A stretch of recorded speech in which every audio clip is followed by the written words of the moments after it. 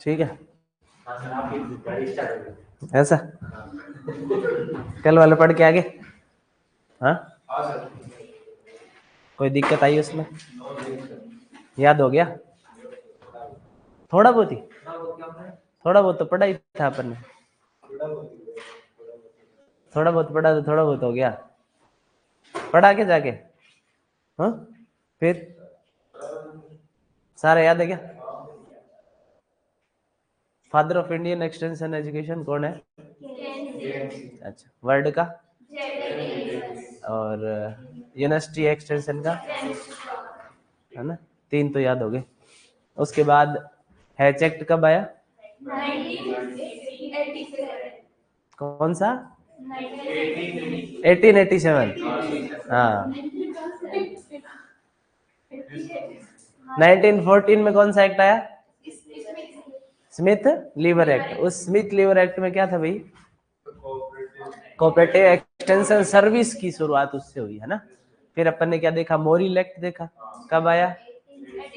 1862। एक चीज अपन मिस कर दिया था कि सबसे पहले एक्सटेंशन टर्म जिसने कोइन की ना, वो था वोरिस, है ना। वो अपन ने कल लिखा नहीं, तो एक लिख लेना भाई। आज लाल है क्या? ले भाई काला कर देंगे इसको।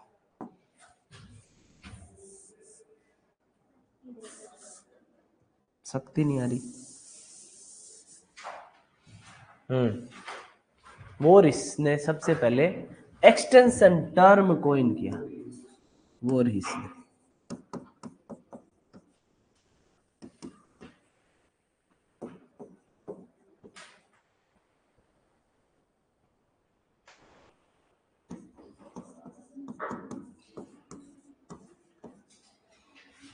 ठीक है, सबसे पहले एक्सटेंशन टर्म किसने दिया?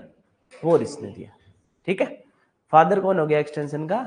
जेपी लीगन्स, है ना। और सबसे पहले टर्म दिया वोरिस ने। ठीक है, उसके अलावा क्या पढ़ा अपन ने? हाँ उसके बाद अपन ने एक्सटेंशन एजुकेशन पढ़ा। एक्सटेंशन सबसे पहले कहाँ आया एक्सटेंशन टर्म? कैम्ब्रिज यूनिवर्सिटी में, है ना। कब आया? 18 देख लो तो तुम्हारे नोट्स में 1866। हाँ फिर एक्सटेंशन एजुकेशन टर्म कब आया? 1873 में। कहाँ पे? इंग्लैंड में। ठीक है, फिर अपन किस पे आए? क्या देखा अपन ने?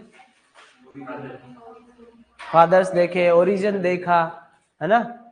ओरिजिन अपन ने देख लिया कि अमेरिका में ओरिजिन कैसे हुआ।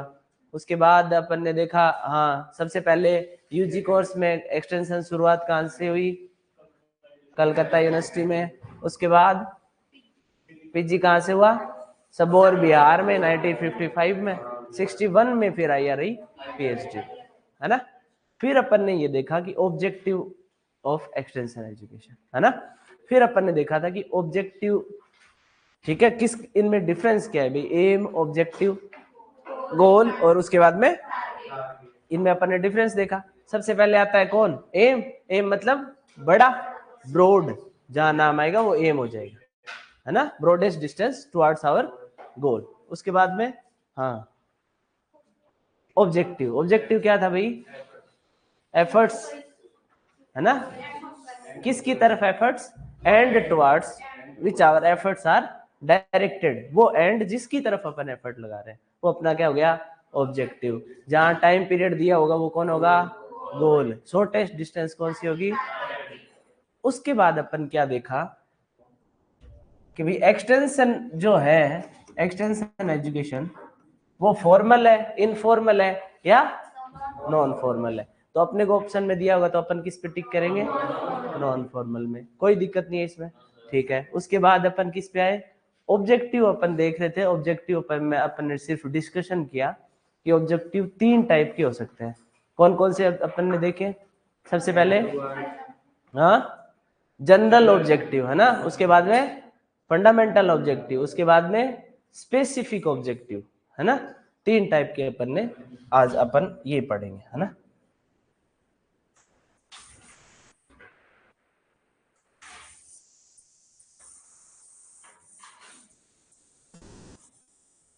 ऑनलाइन वाले समझ में आया क्या? आए तो हाथ तो उठा दो भाई तुम भी। हाँ आ जाओ।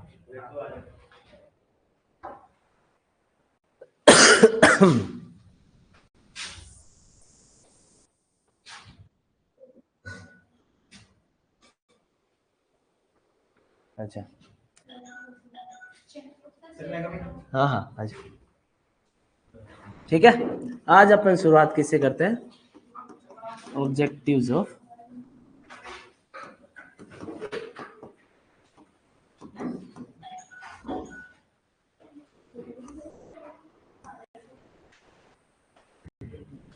ठीक है, 3 टाइप के होते हैं भाई। एक तो सबसे पहले क्या होगा? जनरल, फंडामेंटल,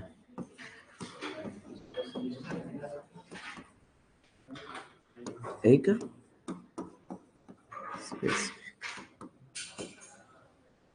ठीक है, इसका मैंने क्या बताया भाई? जनरल स्टेटमेंट कैसा होगा? कैसा होता है जनरल स्टेटमेंट? मैंने एग्जांपल बताया था। क्या एग्जांपल बताया? कि ग्रास रूट पार्टिसिपेशन एंश्योर करना है। ठीक है, लोगों का ग्रास रूट पार्टिसिपेशन एंश्योर करना है। इसका मतलब जो लास्ट आदमी है उसका भी डिसीजन मेकिंग में उसको शामिल करना है। ठीक है, तो वो क्या हो गया? एक जनरल बात होगी ना, तो जनरल बात होगी तो वो जनरल स्टेटमेंट हो गया, वो जनरल ऑब्जेक्टिव हो गया। ठीक है, अब उससे अपन एक कदम और आगे बढ़ जाएंगे कि भाई जनरल बात अपन ने ये कह दी कि भाई सबका इंश्योर तो करना है, पर कैसे इंश्योर करेंगे? कि भाई इनको पंचायती राज सिस्टम लागू कर दो। ठीक है, तो वो एक फंडामेंटल बात होगी कि अपन ने उसकी नींव रख दी कि इसको पार्टिसिपेशन को इंश्योर क्या चीज कर सकती है? पंचायती राज सिस्टम इसको इंश्योर कर देगा। उसके बाद में फंडामेंटल जब उसकी नींव रखी गई तो अब क्या होगा? वो चालू तो करनी पड़ेगी उसको। तो सुचारू रूप से जो चीज शुरू की है वो आगे से आगे चलती रहे, उसलिए अपन क्या बनाते हैं? स्पेसिफिक ऑब्जेक्टिव बनाते हैं। तो इसमें आप एक एग्जांपल लिख लो, बस इतना, फिर अपन समझ लेंगे इससे, है ना। पहले जनरल ऑब्जेक्टिव का एग्जांपल लिखो।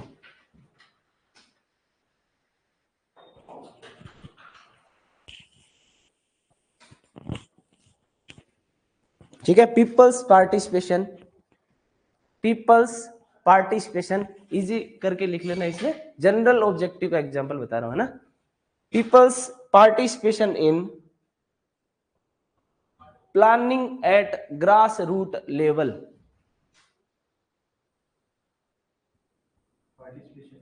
People's participation in planning at grassroots level.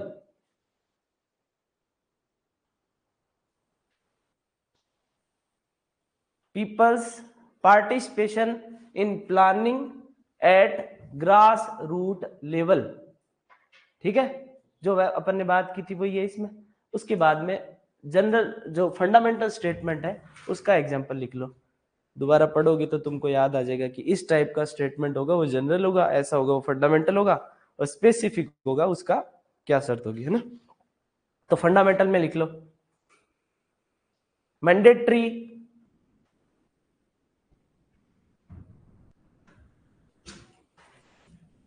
Creation of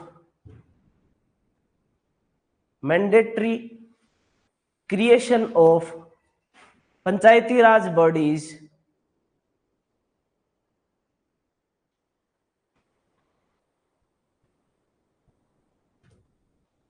in the states. Mandatory creation of panchayati raj bodies in the state. क्या कर देंगे? मैंडेटरी क्रिएशन कर देंगे किसका? पंचायती राज बॉडीज का स्टेट्स में। ठीक है, सब पंचायती राज समझते हो। पंचायती राज में क्या था भाई? 3 लेवल थे पंचायती राज के। अपन ने पढ़े हैं? नहीं पढ़े, पर अपन आगे पढ़ेंगे। एक बार मैं तुमको बता देता हूँ क्या लेवल थे। सबसे पहले कौन होता है टॉप पे? डिस्ट्रिक्ट। पंचायती राज में 3 लेवल होते हैं, एक होता है डिस्ट्रिक्ट, उसके बाद तहसील, उसके बाद विलेज। तो डिस्ट्रिक्ट है, उसका हेड कौन होगा भाई? कलेक्टर। कलेक्टर तो एडमिनिस्ट्रेटिव हेड तो कौन हो जाएगा? कलेक्टर। पॉलिटिकल हेड एक और होगा, वो कौन होगा? जिला प्रमुख, जिसको अपन बनाते हैं ना। तो जिला प्रमुख क्या होगा, पॉलिटिकल हेड होगा। और एडमिनिस्ट्रेटिव हेड कौन है, जिला कलेक्टर, ठीक है, डीएम जिसको अपन बोलते हैं। उसके बाद 2 नंबर कौन आ गया, तहसील। तहसील में पॉलिटिकल हेड कौन होगा, प्रधान। प्रधान बनाते हैं तहसील में, ब्लॉक मेंबर मिलके क्या उनका चुनाव होता है, वो उनमें से एक क्या बन जाता है, प्रधान। तो तहसील प्रमुख या जिसको अपन प्रधान बोल दिया, वो तो हो गया पॉलिटिकल हेड। और उसका एडमिनिस्ट्रेटिव हेड कौन होगा तहसील में, एसडीएम, तहसीलदार। एसडीएम जिसको बोलते हैं अपन, वो क्या हो गया, एडमिनिस्ट्रेटिव हेड हो गया। विलेज में अपन आए तो विलेज का पॉलिटिकल हेड कौन होगा, सरपंच। और एडमिनिस्ट्रेटिव हेड कौन होगा, ग्राम सेवक, है ना। तो ये एक सिस्टम बना दिया किसके लिए, कभी पंचायती जो विलेज है उनका भी पार्टिसिपेशन किस में हो, डिसीजन मेकिंग में हो। तो जितना फंड फ्लो होता है ना, वो डिस्ट्रिक्ट से विलेज की तरफ फंड फ्लो होता है कि डीएम कहेगा कि उस विलेज में इतना पैसा लगना है, इतना पैसा लगना है। और उसमें ज्यादातर जो फंड है वो विलेज डेवलपमेंट में 75% फंड विलेज को जाता है, ठीक है, पंचायती राज सिस्टम। ठीक है, ये बात समझ में आ गई। इसको और अपन डिटेल से बाद में देखेंगे जब अपन पंचायती राज सिस्टम पढ़ेंगे कि 1959 में आया, जवाहरलाल नेहरू ने इसका उद्घाटन किया, सबसे पहले अपने नागौर में लागू किया, है ना, 2 अक्टूबर को। ठीक है, वो अपन उसमें अपन देखेंगे भी आगे।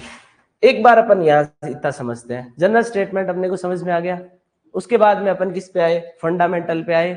और अब स्पेसिफिक में क्या हो जाएगा भाई कि रेगुलर इलेक्शन करवा लेंगे, ठीक है, फंड फ्लो को देखते रहेंगे। तो लिख लो, इसका एग्जांपल लिख लो।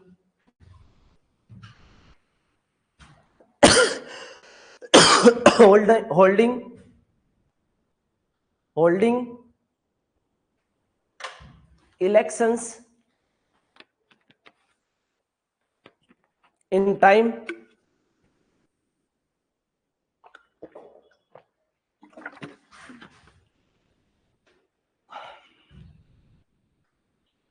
providing funds and facilities, providing funds and facilities to panchayats, providing funds and facilities to panchayats। ठीक है, अब अगर तुमको कोई और एग्जांपल इसका देना हो तो तुम क्या दे सकते हो भाई, कोई एक मेरे को दिमाग में सोच के बताओ कि भाई ये स्टेटमेंट है, ये जनरल है, ये स्टेटमेंट फंडामेंटल है। ये तो अपन ने पंचायती राज का ले लिया एग्जांपल, इसके अलावा और भी तो एग्जांपल हो सकते हैं। तो सोचो एक बार कि क्या एग्जांपल इसका हो सकता है, अपने दिमाग में अपने हिसाब से जो आपको सही लगता है।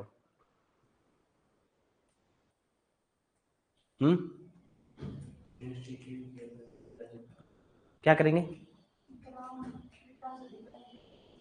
क्या करेंगे,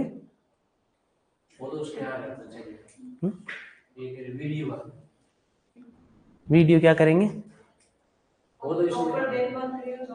नहीं अपन स्टेटमेंट की बात करें। जैसे अब अपन ने 3 स्टेटमेंट देखे, जनरल, फंडामेंटल और स्पेसिफिक। ये अपन ने पंचायती राज के प्रोस्पेक्टस में देख लिए। इसके अलावा तुम्हारे दिमाग में ऐसे स्टेटमेंट जो तुमको ऐसे लगता है कि ये सर जनरल है, ये इस एग्जाम्पल में फंडामेंटल है और ये इसमें स्पेसिफिक है, ऐसा कोई स्टेटमेंट बताओ मेरे को। हाँ हाँ, जनरल में तो योजना निकाल दी, फंड दे दिया उसके लिए, वो स्पेसिफिक हो जाएगा। पर पहले जनरल क्या बात होगी भाई, जनरल क्या बात करेंगे। जैसे उसमें क्या बात थी कि भाई सबका सब जो लास्ट आदमी है, जो ग्रास रूट पार्टिसिपेशन होना चाहिए प्लानिंग में, ये दिमाग लगाया। तो अभी बेटी वाला जिस जो कहा उसमें जनरल क्या कहेंगे बात, हाँ हाँ, तो ये बात अपन क्या होगी, जनरल बात होगी। इसके लिए फिर अपन क्या कर देंगे, फंडामेंटल बात में क्या करेंगे, कुछ ना कुछ उसके लिए नींव रखेंगे कोई चीज की। तो क्या करेंगे उसके लिए कि भाई लड़कियों को प्रोत्साहित कर दिया। प्रोत्साहित कैसे भी कर सकते हैं कि लड़कियों का स्कूल खोल दिया, लड़कियों का कॉलेज खोल दिया, लड़कियों के लिए कुछ और कर दिया। तो कुछ ना कुछ उसके लिए फंडामेंटल काम कर दिया।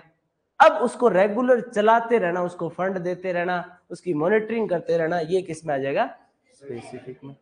ठीक है, तो ये स्टेटमेंट जहां भी देखोगे तुमको समझ में आ जाना चाहिए कि ये एक जनरल स्टेटमेंट है, ये फंडामेंटल है और ये क्या है, ठीक है। तो एक ऑब्जेक्टिव जो इसका फंडामेंटल ऑब्जेक्टिव है एक्सटेंशन एजुकेशन का, वो एक लाइन लिख लो कि अगर क्वेश्चन में आएगा तो वही आएगा।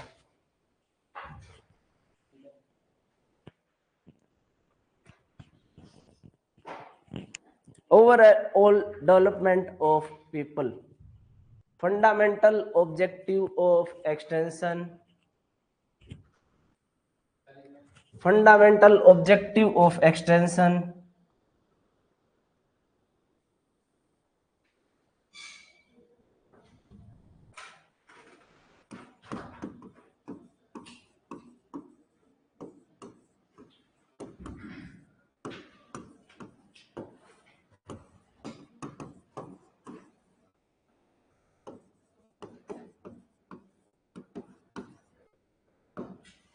लिख लो भाई, ये लाइन याद रखनी है, ओवरऑल डेवलपमेंट ऑफ पीपल।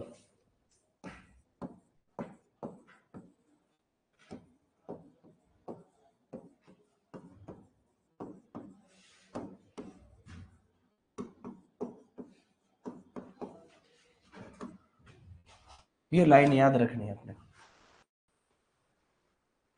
ठीक है। मेन उद्देश्य एक्सटेंशन का क्या है, लोगों का ओवरऑल विकास करना है, ठीक है, संपूर्ण विकास करना है लोगों का, ठीक है। वो क्या है एक्सटेंशन का मुख्य उद्देश्य है। Main objective of extension education is, extension का क्या है, overall development of people, overall development करना है लोगों का, ठीक है। तीन चीजें समझ में आ गई, उसके बाद में ये अपने को याद रखना है, ठीक है। चलो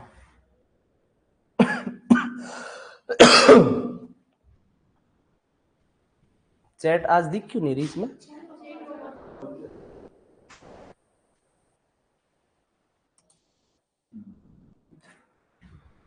स्पेसिफिक ऑब्जेक्टिव रिपीट करें सर, अच्छा स्पेसिफिक ऑब्जेक्टिव बता दिया ना कि देखो फंडामेंटल अपन ने देख लिया कि बना दिया पंचायती राज बॉडीज, उसके बाद में उसकी रेगुलरिटीज जारी रखनी है स्पेसिफिक में, ठीक है, उसका डे टू डे वर्क है वो स्पेसिफिक हो गया, ठीक है। तो P Chaudhary day to day work है कोई भी, उसको अपन क्या कह देंगे, स्पेसिफिक ऑब्जेक्टिव कह देंगे, ठीक है। इसके बाद में आ जाओ भाई, अप्रोच देखते हैं एक्सटेंशन एजुकेशन की, ठीक है। इसमें एक लाइन है वो सीधी सी अपने को लाइन एक लिखनी है कि एक्सटेंशन एजुकेशन की अप्रोच कैसी है, कि इंडिविजुअल है ना जो, ठीक है, वो ही एंड है। एक्सटेंशन एजुकेशन का जो भी कोई काम होगा वो पहले इंडिविजुअल से होगा, फिर पूरी सोसाइटी उसमें इंक्लूड हो जाएगी। कभी कोई भी काम करना है, कोई नई एक टेक्नोलॉजी आई है तो मैं एक किसान को इंडिविजुअली दूंगा, ठीक है, वो फिर अपने आप उसका क्या कर देगा, प्रचार कर देगा। तो इस अप्रोच पे एक्सटेंशन काम करता है कि इंडिविजुअल है ना, वो मीन्स है, वो साधन है एंड तक जाने का, ठीक है। ऐसे नहीं कि एक साथ अपन ये कोशिश करें कि पूरी सोसाइटी को एक ही दिन में अपन चेंज करके छोड़ दे, ये एक्सटेंशन का अप्रोच नहीं है। एक्सटेंशन का अप्रोच क्या है कि एक इंडिविजुअल पे काम करो, अगर उसको वो चीज पसंद आई तो अपने आप ही क्या हो जाएगी, उसका प्रचार हो जाएगा, है ना। जैसे कि भाई कोई सेटिस्फाइड कस्टमर है ना, वो बेस्ट क्या है, प्रचार है ना। तो उस हिसाब से काम करती है कौन, एक्सटेंशन। उसका अप्रोच क्या है कि इंडिविजुअल है, वो एंड का साधन है, मीन है, ठीक है। तो ये लाइन लिख लो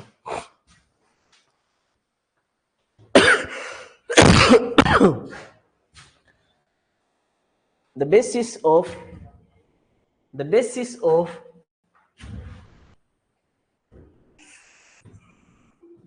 any extension approach, the basis of any extension approach, the basis of any extension approach is individual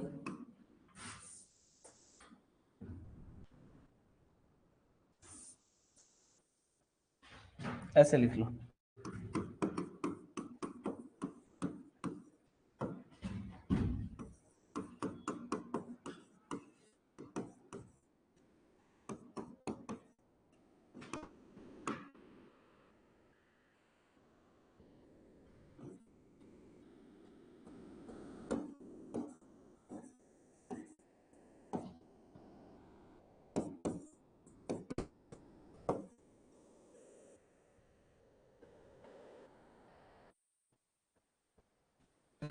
individual is a means to the end. बात समझ में आई? ये लाइन सबको समझ में आ रही है? जो अपन ने डिस्कस की वही है कि भाई सबसे पहले क्या करेंगे, एक इंडिविजुअल को पकड़ेंगे, वो क्या करेगा, वो अपना साधन बनेगा एंड तक ले जाने के लिए उसको। ठीक है, तो वो इंडिविजुअल से कोई भी चीज है वो स्टार्ट करेगा, ये एक्सटेंशन की अप्रोच है। और ज्यादातर क्या किस पे काम करते हैं, प्रिस्क्रिप्शन पे काम करते हैं।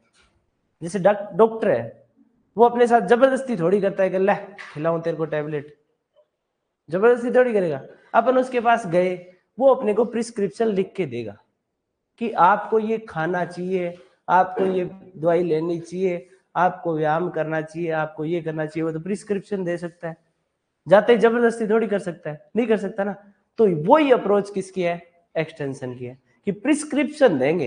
एक्सटेंशन ऑफिसर कोई चीज ले जाके किसान को ये कर सकता है कि आपको ये वैरायटी नहीं, आपको ये वैरायटी लगानी चाहिए। ऐसे थोड़ी है कि वो तो सो रहा है रात को और जाके खेत में खुद ही बीज के आ गया कि ले तू तो नहीं लगाएगा, मैं लगा दूंगा तेरे खेत में।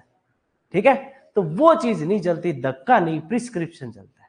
ठीक है, तो बेसिक जो अप्रोच एक्सटेंशन जिस पे काम करता है वो किस पे करता है, प्रिस्क्रिप्शन पे काम करता है। ठीक है, प्रिस्क्राइब ही करेंगे। चलो ये लाइन भी लिख लो।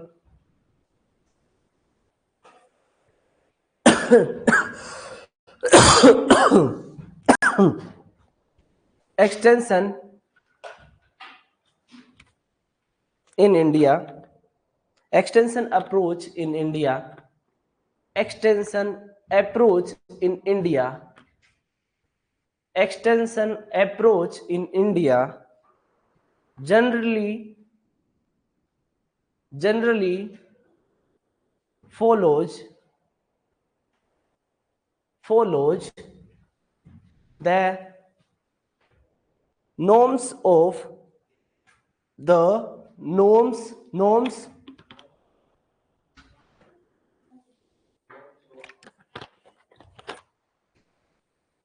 norms of prescription।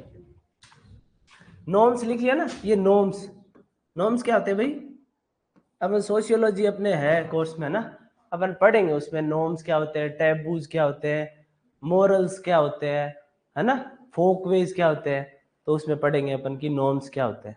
ठीक है, अभी अपन सारी चीजें पढ़ लेंगे तो फिर मिक्स हो जाएगा, इसलिए एक बार तो तुम ऐसे नॉर्म्स मतलब नियम, इसको ऐसे मान के चलो, है ना, नियम जो सोसाइटी ने प्रिस्क्राइब कर रखा है कि भाई ऐसे ही चलना है। ठीक है, अगर इसको तोड़ा तो सोसाइटी तुमको दंड दे सकती है, तुमको सोसाइटी से बाहर भी किया जा सकता है। तो ये बहुत रिजिड होते हैं, उनको अपन क्या बोलते हैं, नॉर्म्स। फिर उनका अगर पेपर पे लिखे जाए तो उनको क्या बोल देंगे, रूल्स। ठीक है, तो नॉर्म्स रूल्स में अंतर यही है कि रूल तो लिखा गया और नॉर्म्स क्या हो गया, सोसाइटी ने ऐसे हिसाब से उसमें सेट हो गए कि भाई अगर इस चीज को किसी ने तोड़ा तो उसको समाज से बाहर कर दिया जाएगा। समझ आगे बात? जैसे अपन नॉर्मल देखते हैं इंटरकास्ट मैरिजेस, ठीक है, या अपने कोई गांव में कोई कुछ और कर लेते हैं ऐसे, तो उस हिसाब से वो क्या होते हैं, हाँ? कौन सा गांव में, हर सोसाइटी का एग्जांपल है, अभी इंडियन सोसाइटी का तो अपन कह सकते हैं, है ना। तो गांव में अगर कोई इंटरकास्ट कर लेगा तो उसको क्या कहेंगे, भाग जा, खारिज है तू, है ना। तो उसका अपने आप से गांव में क्या हो जाएगा, सोसाइटी में उसका क्या हो जाएगा, विरोध हो जाएगा। तो ऐसी चीजें जो लिखित में कहीं नहीं है बट वो दिमाग में सेट हो गई, वो नॉर्म्स बन गए सोसाइटी के कि अगर इसका उल्लंघन किसी ने किया तो उसको कुछ ना कुछ सजा दी जाएगी सोसाइटी की तरफ से, उसको अपन नॉर्म्स बोल देंगे। फोकवेज क्या होते हैं, फोकवेज मतलब नॉर्मल मैं कैसे खाना खा रहा हूँ, ठीक है, मैं कैसे कपड़े पहन रहा हूँ, अगर मैं उनको फॉलो नहीं करूँ तो कोई बात नहीं है, मेरे को सोसाइटी नहीं निकालने वाली। ठीक है, वो मेरा तरीका है। फोकवेज अपना अपना पर्सनल हो सकता है। ठीक है, जैसे ब्राह्मण है वो धागा बांधेगा, ठीक है, वो जो जनेऊ बोलते हैं ना जिसको, कि जनेऊ धारण करेगा ब्राह्मण, तो नहीं करेगा तो कोई सोसाइटी उसको मार छोड़ देगी। ठीक है, तो वो क्या है, फोकवेज है। खाना मैं कैसे खा रहा हूँ, टेबल पे बैठ के खा रहा हूँ, चम्मच से खा रहा हूँ, हाथ से खा रहा हूँ, तो क्या हाथ से खा लूंगा तो कोई मेरे को पीटेगा थोड़ी। ठीक है, तो ये कैसे अपन रह रहे हैं सोसाइटी में, उसको कौन दिखाएगा? फोकवेज दिखाएगा। ठीक है, उसके बाद में एक मोर्स होते हैं, है ना, जिनमें मोरल वैल्यूज और साथ में जोड़ देते हैं कि भाई सोसाइटी कहती है कि तुमको मानस बनना चाहिए, ये काम करना चाहिए, ठीक है, ये काम कर लोगे तो मानस बन जाओगे, पढ़ लोगे तो मानस बन जाओगे, तो गोली तो नहीं मार देंगे पढ़ेंगे नहीं तो, ठीक है। तो उसमें एक मोरल वैल्यू जुड़ जाती है, ठीक है, वो मोर्स हो गया। तो अपन इनको डिटेल में और बढ़ेंगे आराम से। अभी अपने को ये नॉर्म्स और उसमें डिफरेंस करके मैंने तुमको बता दिया, है ना। तो नॉर्म क्या है भाई? प्रिस्क्रिप्शन है। सर आप कहाँ से हो? क्या बात है।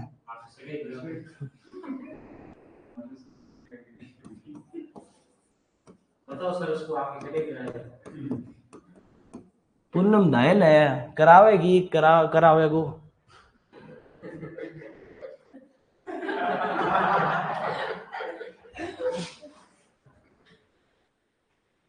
भेज देना भाई कोई हो तो।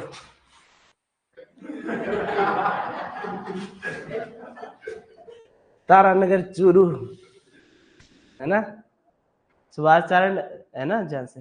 हाँ हाँ, तो वही, हाँ हाँ, दूरी ना, वही गुरुकुल, है ना। तो पूनम है,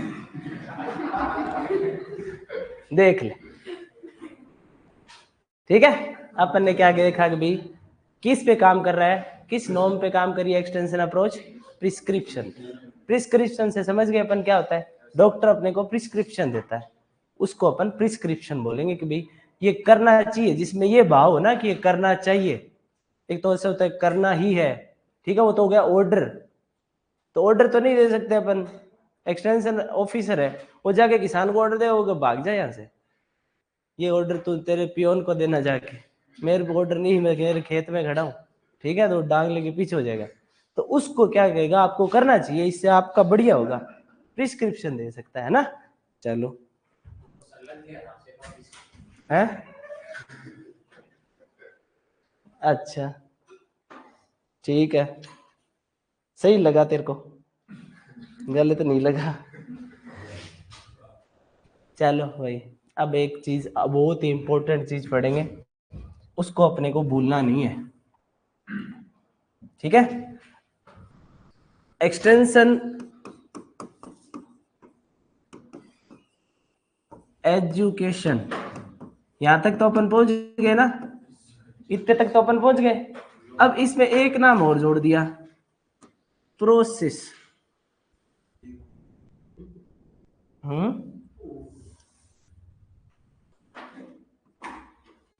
क्या बात है तेरे को, प्रोसेस, है ना।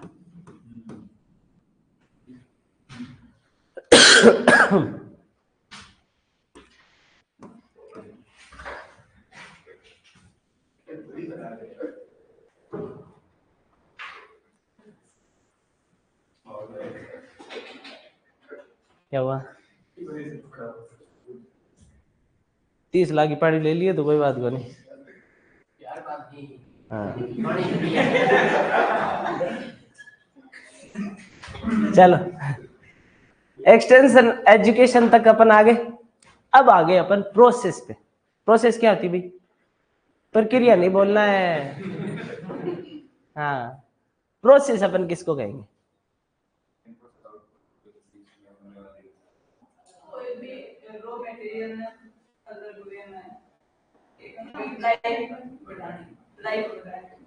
देखो, प्रोसेस का मतलब ये हो गया कि भाई एक कुछ एंड है जहां तक अपने को पहुंचना है, उसमें क्या होंगे? छोटे छोटे इवेंट्स होंगे, इवेंट्स होंगे ना, कि भाई ये इतना काम इतना काम इतना काम इतना काम करेंगे तो वहां एंड पे पहुंच जाएंगे। तो ये कंप्लीट जो होगा ना, इवेंट्स को जोड़ के जो बनेगा, उसको अपन क्या बोल देंगे? प्रोसेस। कि भाई एक एंड पे जाने के लिए, जैसे इसने कहा कि कोई रॉ मटेरियल, उसकी प्रोसेस करके अपन क्या बना दिया? दूसरा मटेरियल बना दिया। तो अभी क्या कर रहे हैं अपन? उसको कुछ डाल रहे हैं, कुछ इवेंट्स के थ्रू गुजरेगा तभी तो वो कुछ बनेगा। तो वो इवेंट्स का जो कर्म है ना, उसको अपन क्या बोल देंगे? प्रोसेस। वैसे ही एक्सटेंशन एजुकेशन का एक प्रोसेस है, एक कर्म है, एक इवेंट है, जिसको अपन लिखते हैं सूत्र से।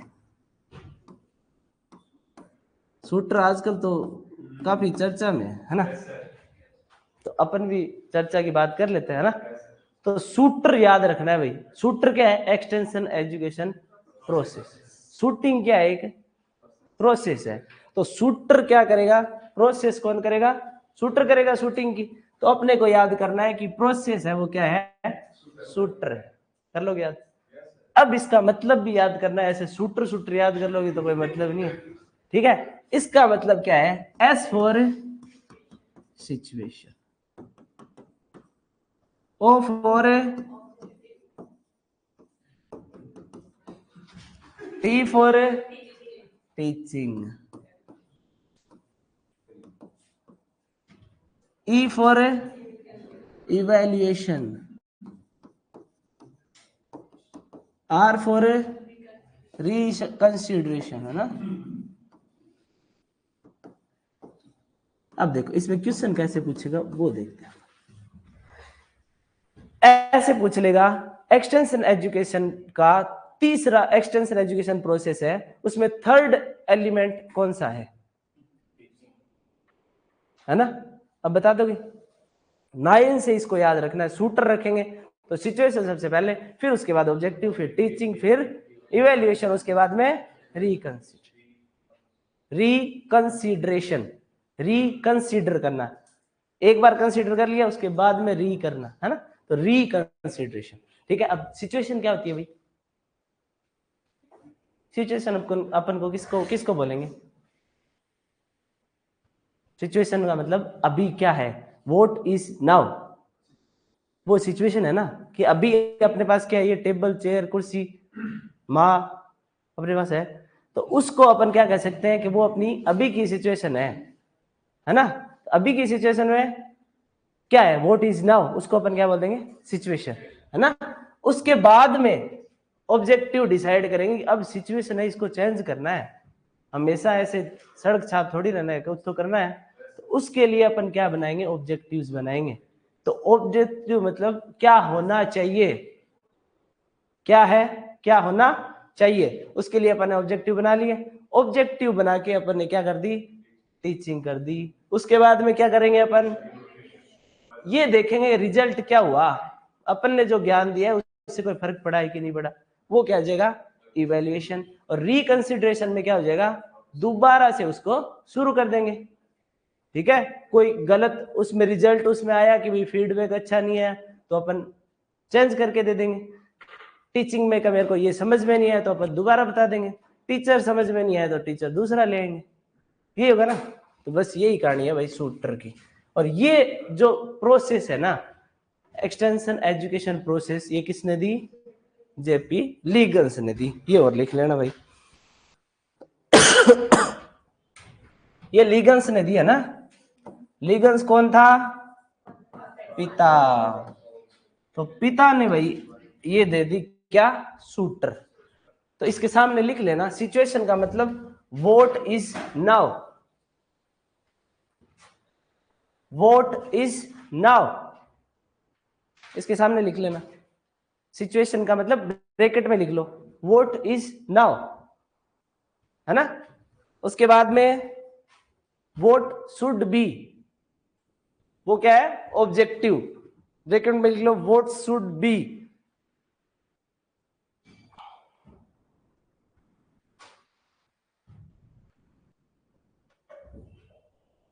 ठीक है, टीचिंग में वो to teach, how to teach, है ना। तो वो तो टीचिंग होगी। लिख लो what to teach, how to teach.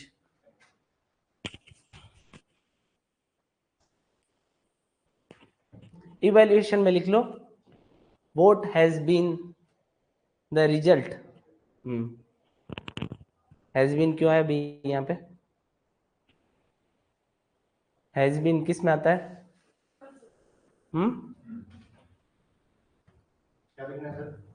What has been the result, पहले ये लिख लेते हैं फिर उसके बाद बात करेंगे इसका, है ना। रिकंसिडरेशन में लिख लो what next to do, what next to do, what next to do.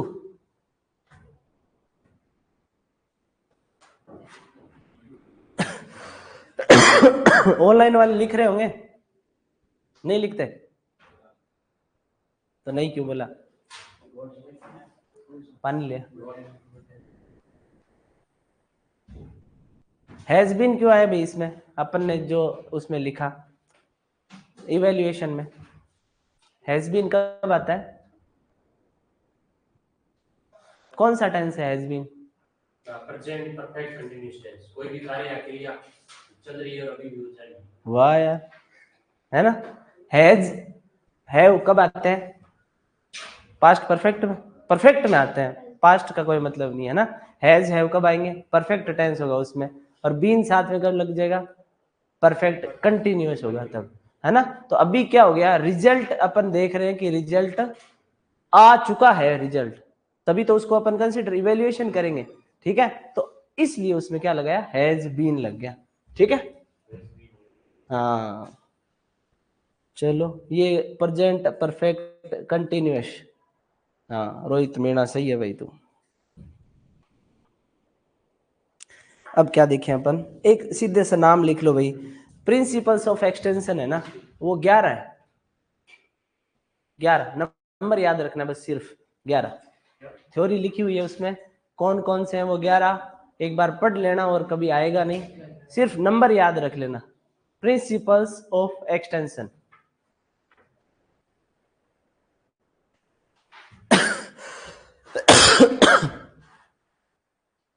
Principles of extension.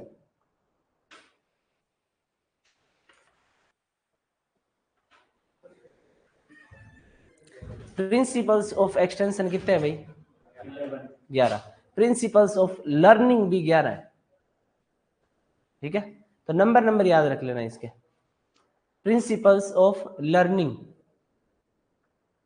और प्रिंसिपल्स ऑफ एक्सटेंशन दोनों कितने हैं? 11 हैं, ठीक है। चलो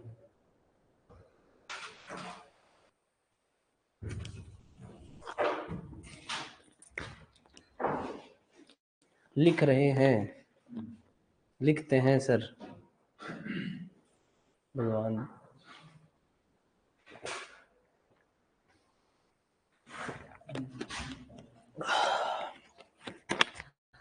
लो भाई, एक और ज्ञान की बात कर लिया।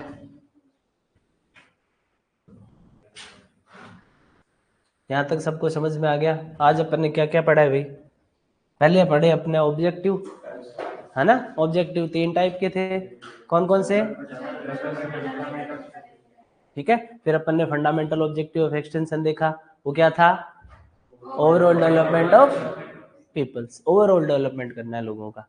उसके बाद अपन किस पे आए? एक्सटेंशन अप्रोच पे। उसमें क्या था एक स्टेटमेंट?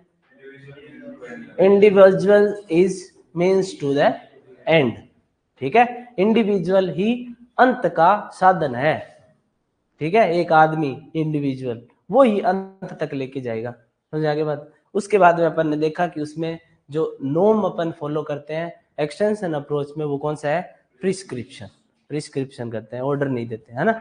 उसके बाद अपन किस पे आ गए?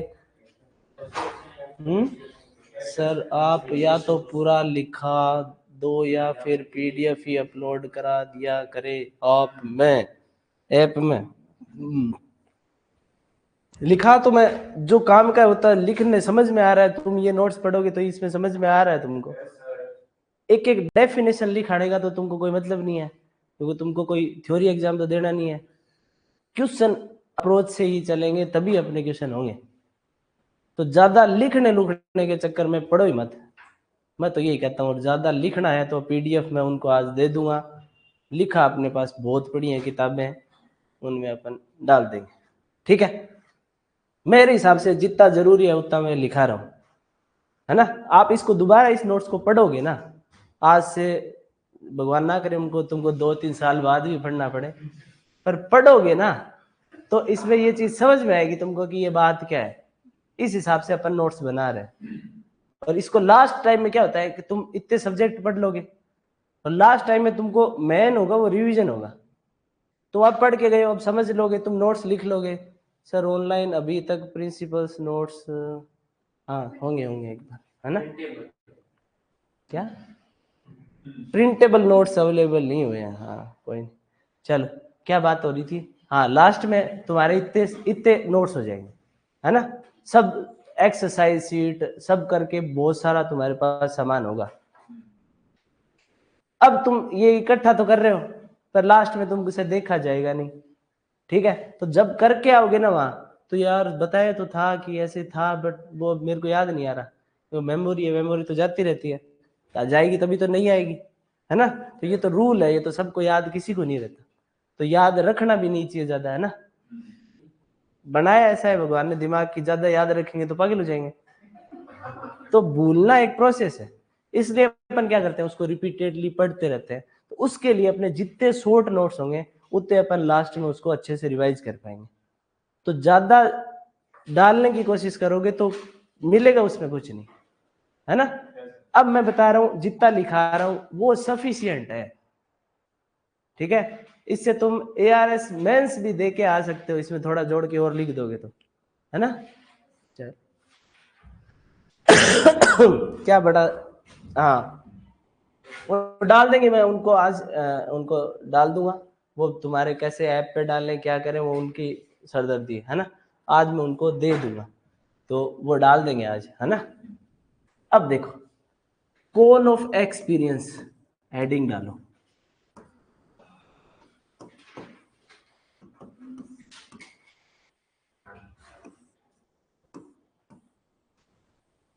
कोन ऑफ एक्सपीरियंस, ये सबसे पहले भाई अडगर डेल नाम था एक, बडगर था कोई, अडगर डेल, ठीक है? अडगर डेल ने ये सबसे पहले कंसेप्ट दिया था कोन ऑफ एक्सपीरियंस का, ठीक है? एक तो ये नाम याद रखना है भाई, अडगर डेल। सबसे पहले क्वेश्चन पूछेगा, वो क्या पूछेगा कि कोन ऑफ एक्सपीरियंस है वो किसने दिया। अब अपन देखेंगे कोन ऑफ एक्सपीरियंस है क्या चीज, ठीक है?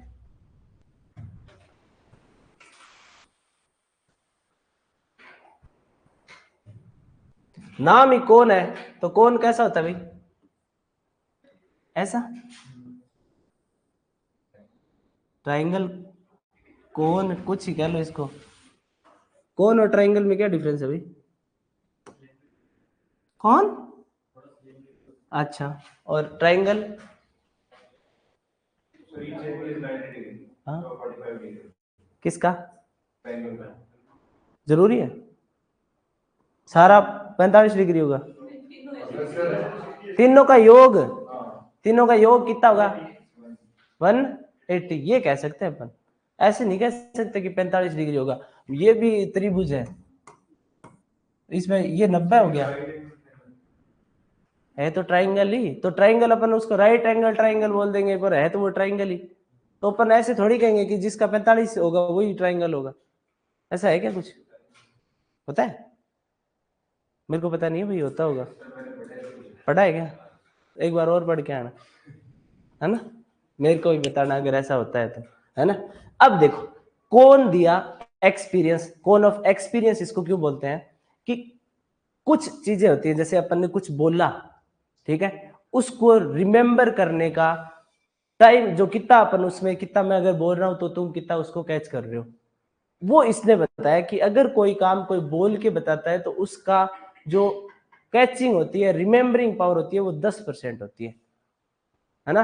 तो ये ऊपर कहने से लेके करने तक इसने अरेंज कर दिए कि इतना अगर कहेंगे, इतना अगर करेंगे, इतना बोलेंगे और करेंगे तो कितना कितना परसेंट रिमेंबर रहेगा, ये इसने बताया, ठीक है?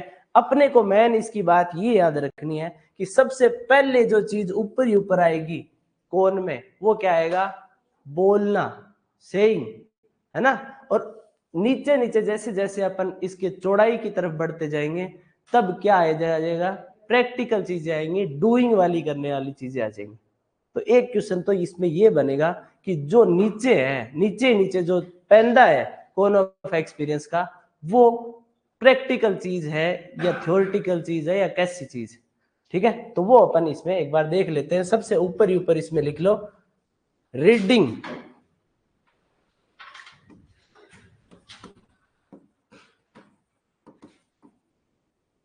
रीडिंग का इसने कहा कि भाई अगर आप सीधी रीडिंग कर रहे हो तो उसका 10% ही रिमेंबर रख पाओगे, ठीक है। इसके बाद में ये आया हियरिंग पे।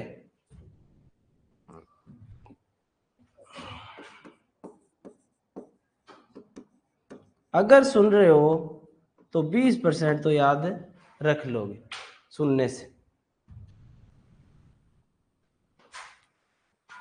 ट्रायंगल 3 साइड होती हैं और कोन में साइड 1 होती है और बेस सर्कुलर होता है, ठीक है। कोन में एक साइड होती है, हाँ? कोन में एक साइड 1 होती है पर बेस सर्कुलर होता है। साइड 1 होती है। लक्ष्य चावला हो सकती है। सींग,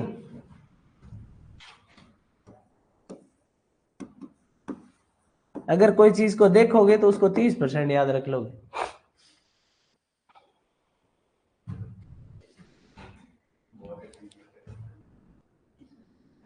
अगर सुनोगे और देखोगे, ये दोनों काम अगर साथ करोगे, हियरिंग एंड सीइंग, तो 50% याद रख रहे हो।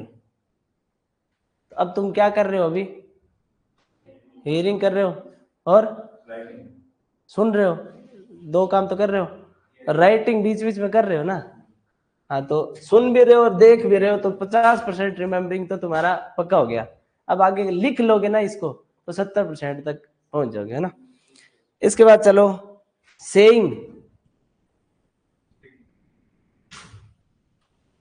अगर इसी को तुम रिपीट करोगे, बोलोगे, तो ये क्या हो जाएगा? 70% याद रख पाओगे इसको, ठीक है। सेइंग और डूइंग, अभी अपन इसको डिस्कस करेंगे क्या होता है इसमें, है ना। बोलने के साथ साथ कर लोगे तो 90% याद रख लोगे।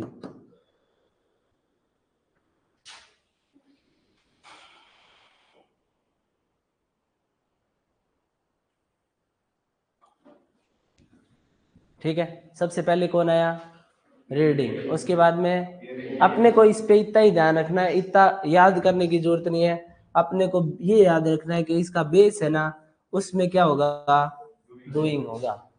कि जैसे जैसे कोन ऑफ एक्सपीरियंस में नीचे की तरफ, बेस की तरफ जाएंगे, वैसे वैसे प्रैक्टिकल चीजों पे आ जाएगा, डूइंग की तरफ जा रहा है, ठीक है। तो ये अपने को ध्यान में रखना है। अगर तुम कोई चीज को पढ़ते हो सिर्फ, ठीक है, तो उसका 10% तुम याद रख लोगे, ठीक है। उसके बाद में अगर तुम सुनते हो किसी दूसरे से तो 20% याद रख लोगे। अगर देख रहे हो खुद उसको तो 30%। दोनों अगर साथ में काम कर रहे हो तो 50%। और उसके बाद उसको बोल भी रहे हो, जो देख रहे हो सुन रहे हो उसको बोला भी, ठीक है, तो उसका 70% याद रख लिया। बोलने के साथ साथ तुमने उसको करके भी देख लिया तो 90% उसको याद कर लिया, ठीक है। तो याद करने का ये तरीका उसने बताया कि ये रिमेम्बरिंग स्किल है, ये कोन ऑफ एक्सपीरियंस है। ऐसे आदमी एक्सपीरियंस लेता है, ऐसे आदमी रिमेम्बर रखता है चीजों को, ठीक है। ये सबसे पहले किसने कहा? अडगर डेल ने बताया, ठीक है।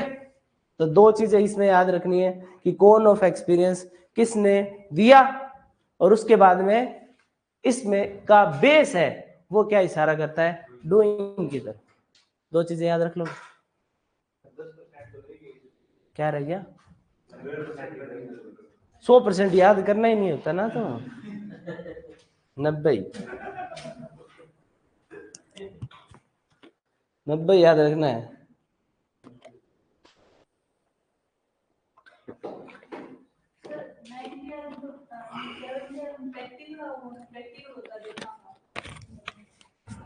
ये बोल लोगे इसमें, जैसे तुमने पढ़ लिया या मैंने लिखा, मैंने कुछ नहीं बोला, तुमने जो लिखा हुआ था वो रीड कर लिया, ठीक है, तो उसका 10% तुमने रिमेम्बर कर लिया, ठीक है। उसको लिखे हुए को मैंने बोल दिया, तुमने सुन लिया, तो वो तुमने यहां से 20% ले लिया, ठीक है। उसके बाद में सीइंग, ठीक है, उसको देख भी रहे हो, साथ में आंख भी काम में ले रहे हो, सी कर लिया, इसको सुन भी लिया देख भी लिया तो 30% याद कर लिया। इसके बाद में हियरिंग और सीइंग दोनों काम साथ में कर लिए तो 50% कर लिया। उसके बाद में उसी चीज को तुमने दोहरा लिया, मैंने पूछा तुमने बोल दिया तो वो क्या हो गया सेइंग, बोलोगे तो 70%, उसी काम को लिख रहे हो बोल रहे हो साथ में तो 90%। ठीक है।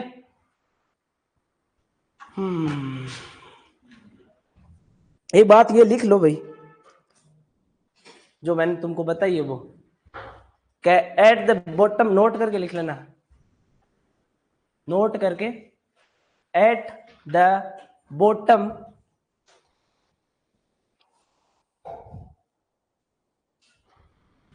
of cone of experience, at the bottom of cone of experience,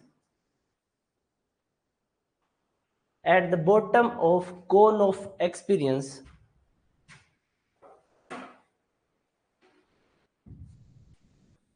dash करके लिख लो, doing the real thing,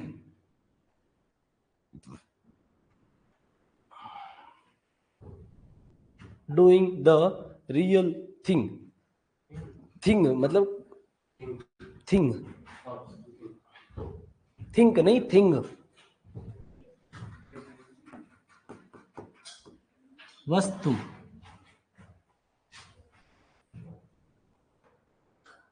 ठीक है, कौन ऑफ एक्सपीरियंस याद हो गया।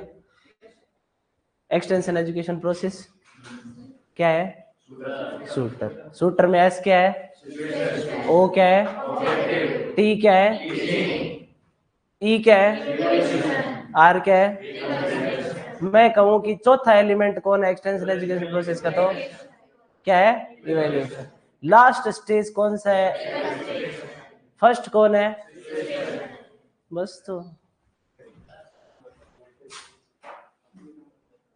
टाइम हो गया, 10 मिनट है ना। कल की रूपरेखा तैयार कर लेते हैं। चलो, एक बहुत ही इंपॉर्टेंट चीज है जो आज अपन कंप्लीट नहीं करेंगे, आप आज उस पर अपन बात कर लेते हैं ना। क्या है भाई, एक्सटेंशन टीचिंग है ना। एक्सटेंशन एजुकेशन प्रोसेस देख लिया, अब अपन चलते हैं एक्सटेंशन टीचिंग पे। भी टीचिंग कैसे करते हैं एक्सटेंशन की, ठीक है। तो उसको अपन टीचिंग को क्या बोलेंगे, टीचिंग क्या है भाई,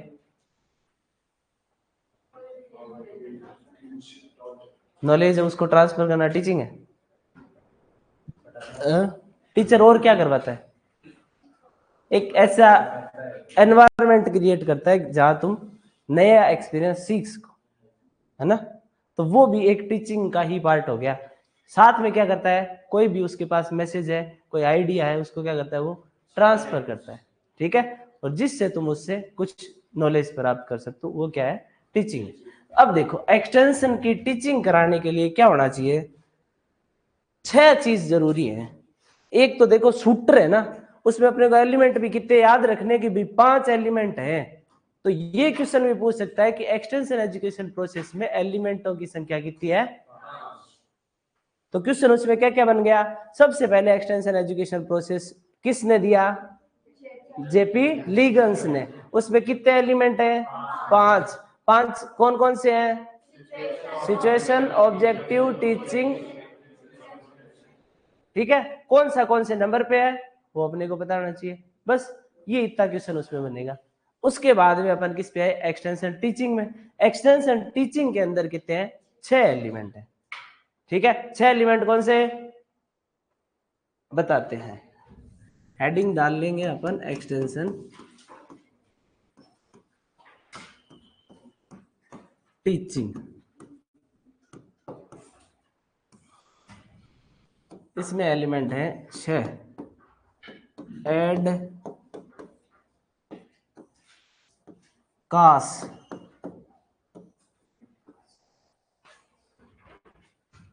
जूते आते हैं एडी, बास, दास के बास भी आ जाते हैं ना, 200-250 वाले वो बास लिख देते हैं उसमें, है ना। हाँ, तो अपने को क्या याद रखना है, एड कास याद रखना है, एड कास, एड कास। फर्स्ट एड नहीं करते, फर्स्ट एड वाला एड होता है ना, वो याद रखना है, एड, ठीक है। आगे कास, याद कर लोगे। एड कास, इसको इसी लाइन से याद रखना है, ऐसे ही याद रखना है, ऐसे नहीं पहले एडी कर दो, डी ऊपर नहीं जाएगा, आई पहले आएगा। एड, फर्स्ट एड वाले से एड से याद रखना है, एड, ठीक है। उसके बाद कास, CAS, ठीक है। ये प्रोसेस दी थी विल्सन और गैलेप ने। कल अपन इसके बारे में पूरा डिटेल से पढ़ेंगे, अभी अपन देख लेते हैं कि इसमें है क्या क्या, एड कास का मतलब क्या है, और कल लिखने वाला पार्ट अपन कल करेंगे, है ना। एक बार अपन सुन लो इसके बारे में, फिर कल आके इस पे अपन डिस्कस कर लेंगे, एक बार दिमाग में क्लियर हो जाएगी कल क्या पढ़े, है ना। तो एड कास्ट में 6 एलिमेंट अपने को सामने दिख रहे हैं, 1 2 3 4 5 6 है नहीं। तो एक्सटेंशन टीचिंग के अंदर 6 एलिमेंट है। किसने बात बोली है? विल्सन और गैलप नाम के कोई आदमी था, गैलप, गैला, है ना, उसने टीचिंग बनाई एक्सटेंशन। एक गैला आदमी था, उसने क्या किया, एक्सटेंशन टीचिंग में एड कास्ट नाम दिया, ठीक है। उसने कहा कि ये चीज होती है। तो टीचिंग में सबसे पहले क्या होना जरूरी है भाई? अटेंशन। अटेंशन बहुत जरूरी है, अगर ध्यान नहीं दोगे तो टीचिंग क्या है, काम की नहीं है। उसके बाद में इंटरेस्ट होना बहुत जरूरी है, ठीक है। इंटरेस्ट हो जाएगा, फिर उसके बाद में क्या आएगा? डिजायर पैदा होगी, ठीक है। डिजायर का मतलब क्या होता है भाई?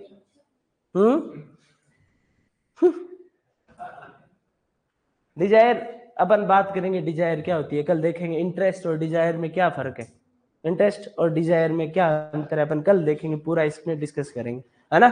उसके बाद में क्या करेंगे भाई, डिजायर अगर कोई चीज की पैदा होगी, उसके बाद में कन्विक्शन, है ना, कन्विक्शन भी अपन देखेंगे, कन्विक्शन क्या होता है, ठीक है। उसके बाद में अडोप्शन, अडोप्शन होता है क्या का एक्शन होता है ना, एड उसमें देखेंगे अपन अडोप्शन, एक्शन, और इसके बाद में क्या होगा?